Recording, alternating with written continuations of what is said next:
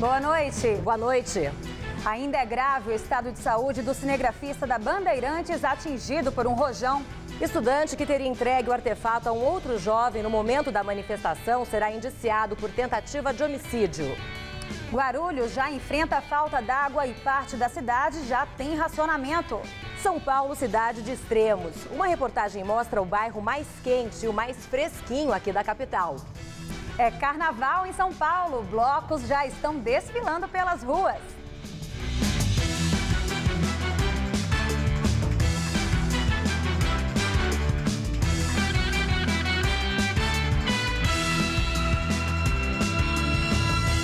O cinegrafista Santiago Andrade, da TV Bandeirantes, que foi atingido na cabeça na quinta-feira após protesto contra o aumento da passagem do ônibus no Rio de Janeiro, continua internado em coma no Centro de Terapia Intensiva do Hospital Municipal Souza Aguiar. O estado de saúde dele é grave. Na madrugada, se apresentou à polícia um dos envolvidos na confusão. O estudante universitário Fábio Raposo foi identificado como coautor da explosão que feriu o cinegrafista. Ele vai responder por tentativa de homicídio. Estas imagens feitas pela TV Brasil mostram, à direita do vídeo, uma dupla de manifestantes caminhando. Os dois têm um pano amarrado no rosto. O rapaz da direita veste calça jeans e uma camisa cinza bastante suada. À esquerda dele está Fábio Raposo, também com camiseta cinza, mas de bermuda preta. Ele tem uma tatuagem grande na panturrilha esquerda. Na sequência do vídeo, Fábio aparece passando algo para o outro. Os dois, então, se misturam a um grupo maior. Ao fundo da imagem, aparece o cinegrafista Santiago Andrade, da TV Bandeirantes, vestindo uma camiseta vermelha e com a câmera no ombro. Enquanto isso, no canto direito, está o jovem de camiseta cinza suada e calça jeans. A gravação termina logo depois, no momento em que o rapaz parece se abaixar. Nessas imagens, feitas por um outro ângulo e por uma agência de notícias russa, é possível ver um rojão no chão aceso. E o momento em que o artefato pega fogo e voa. Logo em seguida, é possível ver o cinegrafista caído no chão e sangrando. Essas imagens feitas pela BBC mostram o exato momento em que Santiago é atingido por um artefato. Em entrevista à Globo News, Fábio Raposo confirma ser ele nas imagens. Ele disse também que passou o artefato para uma outra pessoa, mas que ainda não foi identificada, e afirmou que o rojão não era dele.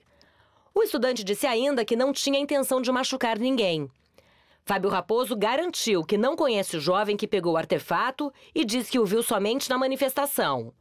O delegado que investiga o caso diz que a versão do estudante Fábio Raposo é fantasiosa. Segundo a polícia, Fábio tem histórico de violência em protestos.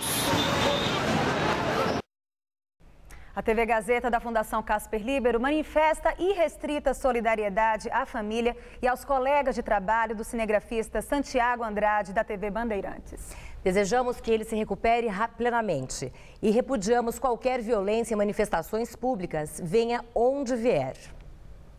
E diversas cidades paulistas já estão enfrentando a falta d'água. Racionamento já atinge parte de Guarulhos, segunda maior cidade do estado, que fica na região metropolitana. 6 bairros já são afetados. Um dos bairros atingidos pela falta de água é Bom Sucesso. Nós estamos tendo um problema gravíssimo. Eu tenho um pouco de água na caixa que, se usar meia hora direto, acaba, né? As louças estão tudo para lavar. Segundo a Prefeitura de Guarulhos, a Sabesp está entregando 200 litros de água por segundo, quando deveria entregar 300.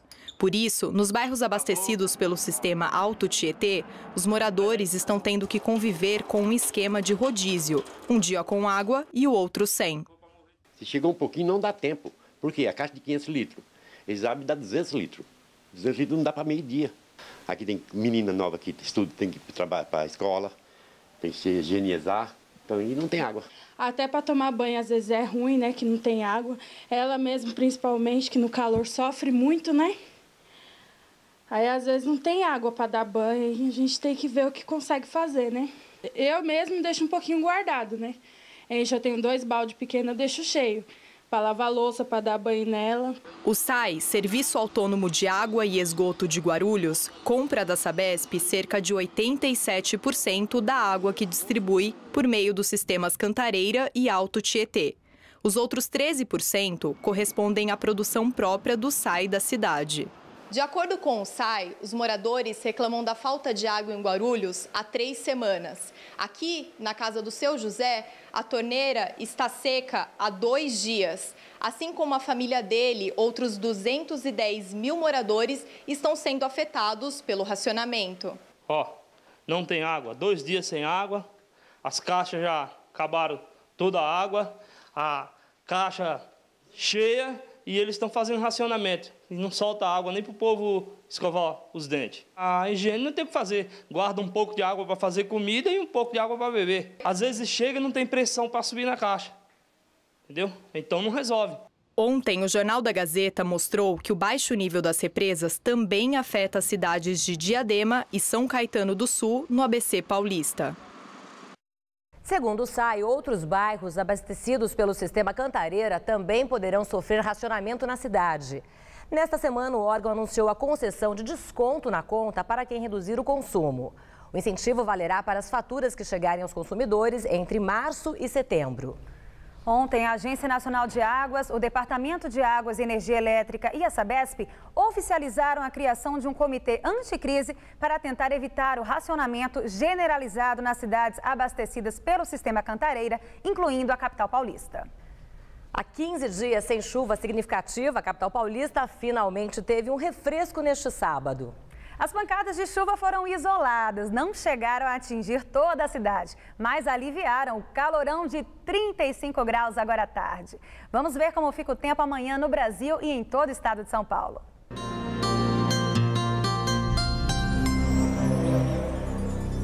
Tempo firme neste domingo em boa parte do país. No Sudeste, o dia será de muito sol, calor e nada de chuva em todo o litoral. No extremo sul gaúcho, uma frente fria tenta se aproximar, deixa o dia nublado com pancadas a qualquer hora. No norte e na costa nordestina, as chuvas acontecem a qualquer momento, mas ainda faz bastante calor.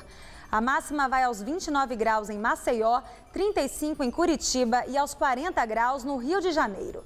As temperaturas ficam altíssimas também em todo o estado de São Paulo e não chove. No centro-oeste, a máxima vai aos 38 graus em Presidente Bernardes. No centro-norte, máxima de 36 em Ribeirão Preto e em Araraquara. No litoral, temperaturas perfeitas para ir à praia, máxima de 33 graus. Na capital, o tempo fica firme e o calor se mantém. No domingo, a máxima vai aos 36 graus e a semana começa com chuvas passageiras a partir da tarde. Máxima de 36 na segunda, 35 na terça e 35 graus também na quarta-feira. A capital paulista tem enfrentado uma forte onda de calor, mas alguns bairros registram temperaturas mais altas que os outros, como o bairro do Tremembé, na zona norte da cidade, que atingiu a maior temperatura de São Paulo em 2014. O calor dos últimos dias tem castigado a cidade inteira, mas quem mora em Tremembé sofre mais. O bairro da Zona Norte é o mais quente da capital. Ontem a temperatura chegou a 38,5 graus, com sensação térmica de muito mais. Não dá para ficar em nenhum lugar, nem na rua, nem dentro de casa, para dormir.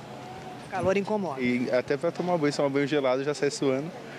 Tá demais mesmo. Dá falta de ar, dá mal-estar, dá tudo, né? Cai a pressão. A gente sabe que tem que sair. A quantidade de asfalto e de concreto influencia, mas Tremembé nem tem tantos prédios e fica perto do Horto.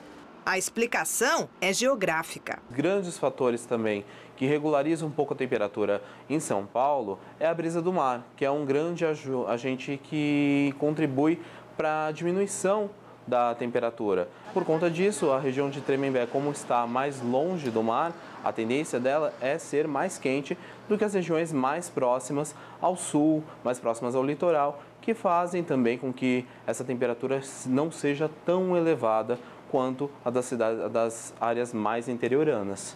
50 quilômetros distante, no sentido inverso, a temperatura muda. Aqui em Parelheiros, bairro do extremo sul da capital, os termômetros costumam marcar 5, 6 graus a menos. O que nessa época de calorão não chega a ser um alívio, mas faz diferença. O secador fica ligado o dia inteiro. Não dá para dispensar o ventilador, mas podia ser pior se o salão fosse em outro endereço. Se fosse um salão na Zona Norte, por exemplo, Nossa, coitado de quem trabalha lá, né? Por causa que o ar lá é mais seco, lá é bem mais quente. Parelheiros não tem prédios e fica numa área de mata, cercado de árvores e represas. Vizinho à Serra do Mar, é o primeiro bairro de São Paulo a receber a brisa que vem do litoral. Aqui a área de manancial fica nessa temperatura mesmo, agradável mesmo. Isso é melhor para quem mora aqui? Melhor, porque a gente, graças a Deus, estamos em uma área fechada, que pelo menos 10, 20 minutos vamos dizer, de Santos, né, pelo Macilac, que a gente tem um ambiente agradável. Mas no inverno a vantagem se inverte. Bem frio e, no caso, você tem que comprar aqueles aquecedor, né? Porque é muito frio, dormir criança mesmo, dormir com 2 calças, 2 blusas e a gente mesmo aí fica com o rosto gelado, né? Então a situação se inverte. No frio o pessoal aqui sofre mais. Sofre bem mais. Metrô afirma que o acionamento de um botão secreto teria motivado os problemas na linha 3 vermelha na última terça-feira. A informação foi divulgada pelo jornal Folha de São Paulo. Segundo o metrô, um botão secreto foi acionado na plataforma de 3 estações por pessoas desautorizadas, o que fez com que os passageiros invadissem os trilhos. Os botões não são sinalizados e são conhecidos por funcionários da empresa ou por pessoas com conhecimento específico. Funcionários da companhia negaram ter acionado o sistema. Segundo a Folha de São Paulo, o governador Geraldo Alckmin já sabia do acionamento dos botões, ao afirmar na última quarta-feira que o episódio não foi causado por geração espontânea. O Sindicato dos Metroviários acredita que passageiros comuns tenham acionado os botões nas estações diante da superlotação. A polícia investiga o caso. Saiba agora quais são os destaques das principais revistas semanais de informação do país. Veja discute o caso do adolescente acusado de roubo que foi preso a um poste espancado no Rio de Janeiro. A verdade sobre os impostos é a chamada de capa da Carta Capital. A publicação mostra quem realmente paga pelas distorções do sistema tributário e quem deveria pagar mais. Época traz um tema de saúde e discute os riscos e benefícios da chamada dieta paleolítica, à base de raízes, verdura e muita carne. Mensalão petista. Mulher de Henrique Pisolato é barrada ao tentar visitar o marido na prisão de Modena, na Itália, na manhã de hoje. Andréa Arras chegou ao local pouco antes das 8 horas da manhã. Ela se irritou com a presença dos jornalistas e atacou a imprensa brasileira, dizendo que os documentos que comprovariam a inocência de Pisolato foram apresentados, mas que foram divulgadas apenas mentiras. Em uma entrevista à revista Isto É desta semana, Andréa Arras diz que o marido é inocente e afirma que não houve desvios de recursos. Ela declara também que o casal só fugiu do Brasil porque ficou claro que não havia saída jurídica para Pisolato no país. Foragido desde novembro, Henrique Pisolato foi detido na última quarta-feira em Maranello, na Itália. Com ele foram encontrados documentos falsos e, por isso, ele deverá responder a um processo por falsidade ideológica no país. Aqui no Brasil, o ex-diretor do Banco do Brasil foi condenado no processo do mensalão petista a 12 anos e 7 meses de prisão em regime fechado. Ontem, o Tribunal de Bolonha negou o pedido de Pisolato para acompanhar em liberdade o processo de extradição. Assim, ele foi encaminhado para a prisão de Modena, onde está numa cela de 9 metros quadrados e divide o local com outro detento. E a Polícia Federal está investigando se Pisolato mantém negócios e contas fora do Brasil. Há suspeita de que Pisolato tenha sacado dinheiro de uma conta na Suíça. A PF também investiga amigos e parentes do ex-diretor do Banco do Brasil para tentar entender como se deu a fuga e qual a rede de proteção que ajudou o Pisolato a se manter fora do país. O presidente nacional do PT afirma que o deputado federal Eduardo Azeredo, do PSDB, deve ter direito a uma ampla defesa no processo conhecido como Mensalão Tucano. Rui Falcão afirmou que Azeredo deve ter o direito que os petistas não tiveram no julgamento do Mensalão e que, se confirmadas as acusações, o deputado deve ser punido. Ontem, a Procuradoria-Geral da República enviou ao STF as alegações finais do processo do Mensalão Tucano e pediu a condenação e prisão de Eduardo Azeredo pelos crimes de peculato e lavagem de dinheiro. Na ação, Azeredo é acusado de se associar a Marcos Valério no desvio de verbas e arrecadação ilegal de recursos para a campanha eleitoral do PSDB para o governo de Minas Gerais em 1998. Azeredo nega as acusações. E hoje o ex-presidente Lula criticou os ministros do Supremo Tribunal Federal. Em discurso em Ribeirão Preto, Lula afirmou que o papel de ministros da Suprema Corte é falar nos autos e não para a televisão. Lula, que indicou 4 dos 11 ministros que estão atualmente no STF, não citou nenhum deles nominalmente, mas afirmou que eles não deveriam usar o cargo para fazer política. Lula também afirmou que o PT está sofrendo pelos companheiros presos. Veja agora as manchetes de amanhã dos 2 principais jornais de São Paulo. O estado de São Paulo. Atraso em projetos reduz oferta de energia no país. Segundo o jornal, no ano passado, 40% do planejado não foi entregue no prazo, o que torna o sistema elétrico mais vulnerável. Folha de São Paulo. Protestos levam Planalto a mudar discurso da Copa. De acordo com o jornal, o governo Dilma passa a adotar um discurso mais ufanista, após pesquisa feita durante as manifestações apontar ceticismo da população em relação às obras de infraestrutura.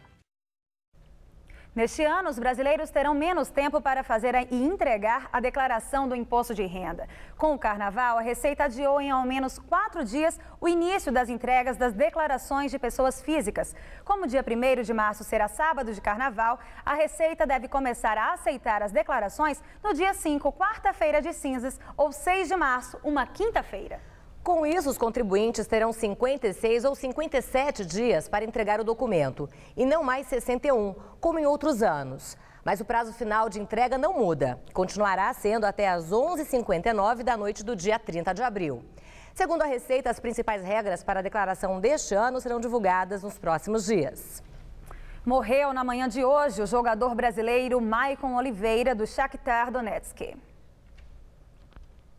O atacante de 25 anos foi vítima de um acidente de carro em Donetsk, na Ucrânia, país no qual atuava desde 2009. Atualmente, Maicon estava emprestado para um time local. No Brasil, Maicon passou pelo Fluminense e Flamengo até se profissionalizar no Atlético Mogi. Em nota, o Shakhtar Donetsk lamentou a morte e declarou que o jogador deverá ser lembrado sempre com muito carinho. E o carnaval já começou na Lapa, na zona oeste de São Paulo. Após 2 anos sem o tradicional bloco de rua, um grupo de jovens reinaugurou o carnaval na região. E essa festa já acontece sob o novo decreto da Prefeitura de São Paulo, que proíbe o uso de cordas e abadás. A ideia de montar o bloco foi destes jovens da Lapa. Frequentadores do time de futebol do bairro, o Bagaceira, o grupo angariou recursos ao longo de 6 meses para garantir infraestrutura, segurança e muito samba para quem quisesse chegar.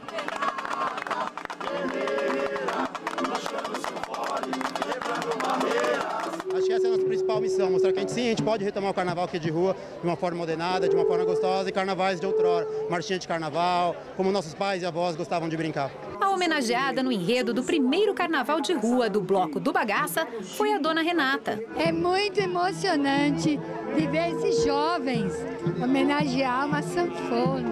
Meu avô era o rei do carnaval, há 60 anos atrás. E agora eu recebi esse convite, fiquei muito feliz. Hoje é a senhora que é a rainha? Hoje eu sou a rainha. E se os meninos cuidaram da festa, foram os veteranos da sanfona que deram início ao baile com as tradicionais marchinhas de carnaval. Criatividade não faltou. Fizeram pra mim, ó. Qual foi a ideia? Bailarinas, tomara que caia. E o povo foi chegando, do Rio de Janeiro. Eu tô começando a curtir o carnaval aqui de São Paulo, pegando um esquenta para ir pro Rio. E até do Catar, nos Emirados Árabes. O português ainda não tá afiado, e o samba? Samba não muito também, não? Não. Samba, Marina? Samba não. Não, eu não lembro. Não, por favor. Mas vai aprender? Vou sim. Na quinta-feira, o prefeito Fernando Haddad anunciou novas regras para o carnaval de rua em São Paulo. Entre as principais mudanças do decreto, a proibição do uso de cordas e roupas, os abadás, que restringam a entrada de pessoas no bloco. O grupo também deve seguir um trajeto pré-determinado para não comprometer o trânsito. O principal objetivo da medida é garantir que todos possam participar de festas realizadas em espaços públicos. Eu achei positiva a determinação, uma vez assim, já não gosto nada que seja exclusivista, acho que carnaval é festa do povo, tem que ser aberto a todo mundo. Ainda mais se tratando de recursos públicos, aí acho que é pior ainda, né? Então acho que tem que ser livre assim mesmo, e sem isolamento, sem cordão, todo mundo misturado, que é assim que é o bom. Aqui no Carnaval da Lapa não faltou abadá, nem corda, o que faltou mesmo foi água para enfrentar esse calorão. E aí, o pessoal deu um jeitinho de tomar um banho de esguicho no posto e todo mundo entrou na farra. E com mais de 200 pessoas animando o coração do bairro, abram alas que o novo bloco de rua da Lapa vai passar.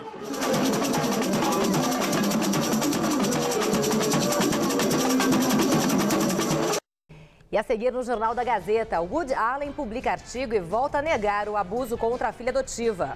E o clima no mundo. Fortes chuvas e enchentes castigam o Reino Unido. Enquanto o Brasil sofre com o calor, na Europa e nos Estados Unidos, o frio e as chuvas vêm castigando a população. No Reino Unido, as fortes chuvas vêm causando enchentes, as piores dos últimos 60 anos. Muitas casas foram inundadas e tiveram que ser esvaziadas. Até a pastagem de gado transformou-se em uma espécie de rio. Para amenizar o problema, bombas hidráulicas estão sendo usadas para drenar a água nesses locais. E no sudeste do Peru, muitas famílias também estão sofrendo com as enchentes. A altura da água chegou a mais de 1 metro e, por isso, muitos moradores deixaram suas casas. Algumas faculdades estão oferecendo abrigo para as vítimas das cheias. Já nos Estados Unidos, tempestades de neve continuam causando problemas nos transportes e deixando muitas pessoas sem energia elétrica. Além disso, muitos voos tiveram que ser cancelados por causa do mau tempo. E a previsão é de que continue nevando nos próximos dias. Em um artigo publicado no jornal The New York Times, cineasta Woody Allen nega a acusação de abuso sexual contra a filha adotiva. No texto, Woody Allen se defende das acusações de abuso sexual contra a filha adotiva Dylan Farrow, na época com 7 anos. O cineasta diz que o texto será sua última palavra sobre o assunto e afirmou ainda que a acusação foi formulada pela mãe da garota, a atriz Mia Farrow, com quem travou na justiça uma batalha pela custódia dos filhos. Allen diz que Dylan foi educada para odiar o pai e levada a crer que ele a molestou. E que isso já deixou uma marca psicológica na jovem, hoje com 28 anos. O caso do suposto abuso sexual voltou à tona no sábado passado, quando Dylan publicou uma carta em um blog do site do The New York Times, detalhando sua versão sobre o episódio. Princesa da Espanha suspeita de fraude fiscal e lavagem de dinheiro. Ela prestou depoimento hoje à Justiça. Cristina chegou sorrindo à Corte de Palma de Mallorca para ser ouvida por um juiz. É a primeira vez na história da monarquia espanhola que um membro da família real vai à Justiça prestar depoimento em um processo. O advogado da princesa garantiu que ela está tranquila, pois é inocente. A princesa Cristina foi indiciada por participação em fraude fiscal e lavagem de dinheiro, crimes que teriam sido cometidos pela fundação presidida pelo marido dela. Após 2 meses de construção, China inaugura a 4ª base de pesquisa na Antártida. O anúncio foi feito pela Administração Estatal Oceânica Chinesa. A nova estação, chamada Taishan, pode receber até 20 pessoas. Os cientistas que ficarem na estação estudarão a geologia do local. Autoridades chinesas esperam que a base funcione por 15 anos. Sobe o número de vítimas em confrontos no Afeganistão. A informação foi divulgada hoje em um relatório apresentado pela ONU. O número de mortos subiu 14% em 2013, se feita a comparação com o ano anterior. Foram mortos quase 3.000 civis. A alta, segundo as Nações Unidas, teria relação com o aumento da violência por parte dos talibãs e também com a retirada das tropas estrangeiras do país. Guerra civil na Síria. Pouco antes da chegada da missão de ajuda humanitária da ONU, a Homs, cidade sofre bombardeios. Ao todo, 83 civis, entre mulheres, crianças e idosos, deixaram Homs ontem, durante o cessar-fogo firmado entre o governo Assad e rebeldes. Funcionários da ONU afirmaram que algumas pessoas desse grupo estavam com sinais de desnutrição após viver sob um cerco de mais de 1 ano e meio. Elas receberam comida, roupas e produtos de higiene. A operação foi supervisionada também pela Cruz Vermelha e por autoridades locais. A cidade de Homs é um dos redutos dos levantes contra Bashar al-Assad. E na Ucrânia, leoa dá à luz a 3 filhotes cinzas, tipo raro para a espécie.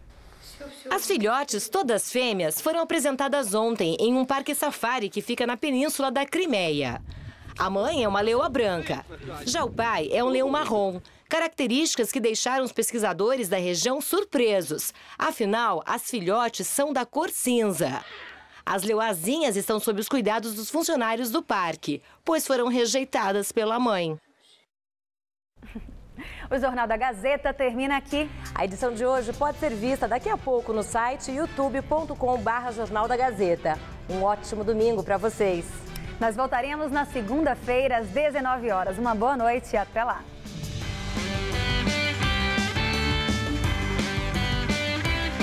O principal reservatório da Grande São Paulo está em baixa. Economize água. Assista agora Gazeta Imóveis.